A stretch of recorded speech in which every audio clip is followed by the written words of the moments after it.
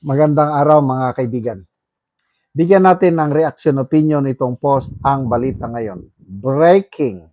Gatchalian inanunsyo na work from home muli ang setup sa Senado.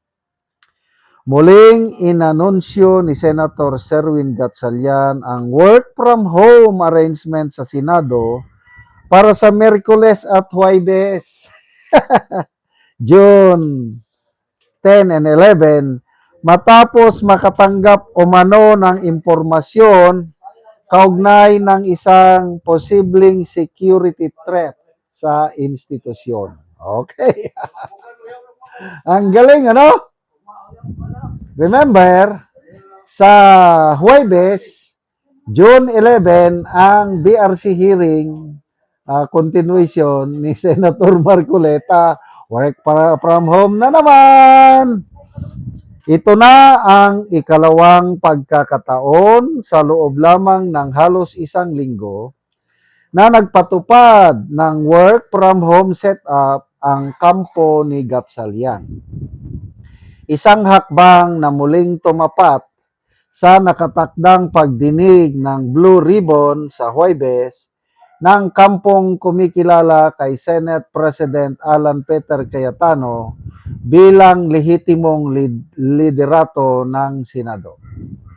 Sa advisory na inilabas noong Hunyo 9, ngayon, Tama na ngayon.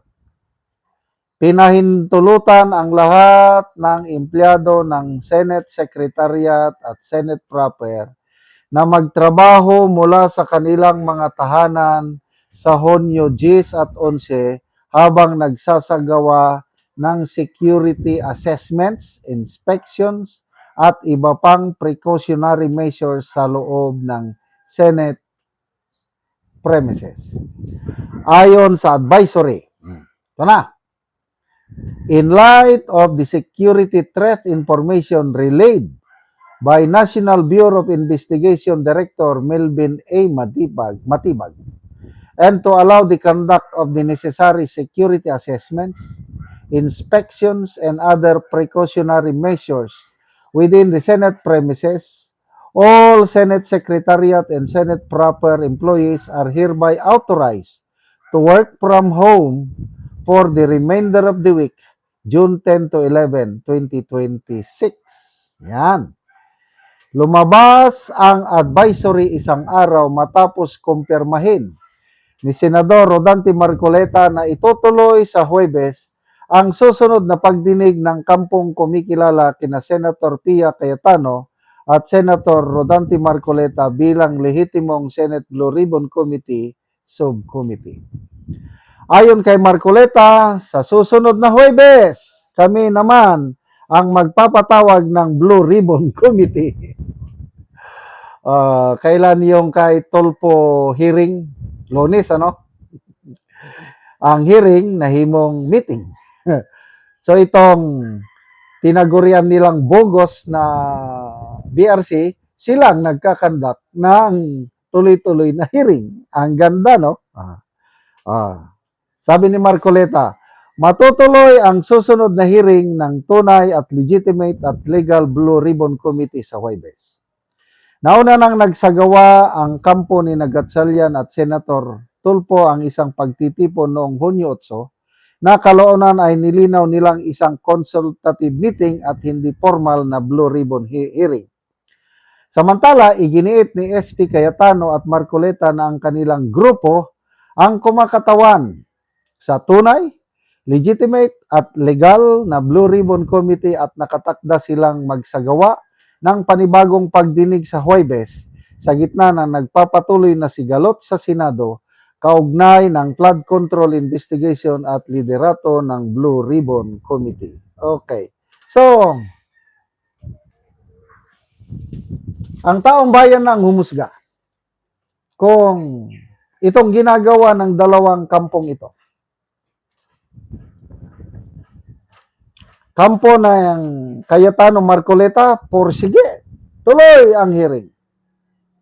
Nang objective is alamin ang nagnakaw at magrekomenda ng kaparusahan o kaso. Ito namang isang BRC committee ni Erwin Tulfo, pinasaringan ni SP Cayetano na committee di absuelto. Ang layunin nila ay iabsuelto ang managkasala sa pinakamalaking nakawan sa kasaysayan ng ating bansa. So sinasabi nila may delikado ang Senado. Huwag kayong papasok. I-assist muna namin. Nasa taong bayan na ang magpasya. Kung totoo ba na may security threat sa Senado or takot lang sila na matuloy ang BRC hearing ni Marcoleta. Kasi nung June 4, sinubukan nilang pigilan, nagtawag pa sila imported DILG secretary para pigilan. Anong nangyari? Hindi nila napigilan. Madami ang nanood. Sa isang at certain point in time, 230,000 ang nanood sa live ito. Iba pa yung relay na lang o anong tawag nun. Later on na lang nanood. Sa live, 230,000 ang nanood sa BRC hearing ni Marcoleta Cayetano. Samantalang kay Gatchalian at Tulfo, 6,000 lang. Doon yung makikita ang suporta ng taong bayan. Mas marami ang sumusuporta sa tandem ni Cayetano Marcoleta pagdating sa bagay nito. Kasi pera ng taong bayan ang nakataya. Ako, kayo, gusto nyo ba ang pera nyo mawala na lang ng kusa na walang mapanagot na nagnakaw?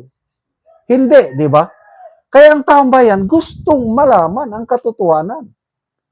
Ay itong isang committee, pinipigilan. Ang isang kampo, pinipigilan. Papayag ba tayong mapigilan? Hindi. God will make a way. Di ba may kantang ganon? God will make a way when there seems to be no way. When na na na na na na na, God will make a way. He will make a way. Panginoon, kayo na po ang bahala sa Blue Ribbon Committee hearing ni Senator Marcoleta. Please make a way. Gusto nilang pigilan, but God, if God is with us, who can be against us?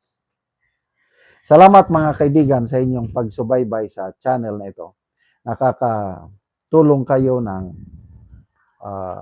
malaki sa tribong Talandig ng Bukidnon dahil ang income natin sa channel na ito is pantulong po sa tribo. Namimigay tayo ng libreng yero at pako para makapagpatayo sila ng mas maayos na tirahan. Panoorin nyo ang video na ito. Karon ni anak ko sa balay sa natabangan ng yero. So mauna ni ang gitabang nga yero nga ilan ang giatop tungod kay nagdali-dali sila og atop tungod kay sige og kaulan dire. So karon atong nakita nga humana gyud sa pag-atop og nakapatindog na gyud sila sa ilang balay tungod sa tabang. So kuan na gyud. Tungod sa tabang nakabalay na sila. Salamat sa Ginoo nga ug sa nagtabang sa sin nga nag-atop na gid ni kay ga tuloan na among balay sa gi atop na gid namo ang gitabang sa amoa. Oo, so tungod kay sige na og kaulan inyo na lang giatop ang gitabang sa inyo nga yero. O giatop na gid namo. Salamat kayo sa nagtabang sa amoa. So nindot na gyud ang inyong atop. So pila na to ka tuig ang inyong atop nga inyong gipulihan nga karon nakapatindog na mo aning inyong bag-ong balay? Pila? 5 na ka tuig. 5 na ka tuig. So karon nindot na gyud di na gyud mo maulanan. Dili na. Hinaot unta nga magpadayon pa ni nga tabang. kay para matabangan ang kakalisod. So daghan pa di ang nanginhanglan og tabang O dagan pa gyud. nga sama ninyo. So salamat kayo.